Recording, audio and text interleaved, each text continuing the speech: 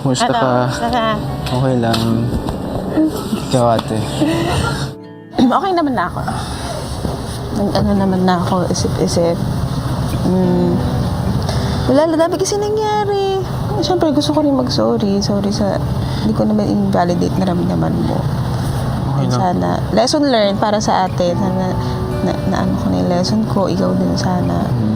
Ako naintindihan kita, te. As in, naintindihan ko saan ka nanggagaling. Na in-explain mo sa akin hanggang ngayon. Parang, yun naman talaga yung nararamdaman ko. Naintindihan ko. And, wala akong ibang inisip kundi sana tawad mo rin talaga ako sa nangyari. Sana magbalik yung dating, ano yun, bonding natin. Oo, nakakalungkot tayo nandun. Ano nga eh. Dukla. Actually, kaya din naman ako sobrang siguro ganun reaction ko kasi hindi ako out of all people. Parang ikaw pa yung nagdamdam parang hindi mo okay lala, ganun. Kaya siguro, kasi kung di ka naman nagmamatter, siguro hindi kita papansinin nun eh. Hayaan ko lang kaso nga. Kaya siguro din ako nasaktan ng ganun. Tapos medyo nag-burst out ako, naghalo-halo yung pressure ng task.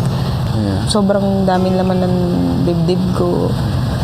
And realize ko rin naman na naintindihan ko rin yung point yung Nung oras na yun, naiintindihan naman talaga kita.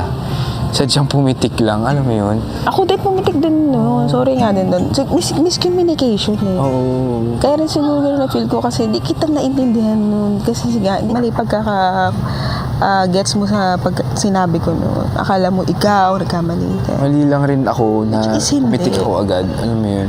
Hindi ko siya tinitingnan as a bigger picture. Parang pumitik lang ako bigla nang hindi ko iniintindi. So sorry rin talaga doon. Alam mo yung nag-miscommunication tayo at the same time, andun yung bawal tayo makipag-communicate. Oo. Sobra yung nakaka-pressure yung time na bawal mag-usap eh. Bawal mag-usap. After nung sasabihin, kailangan tapos agad. Okay na yun, tapos na yun.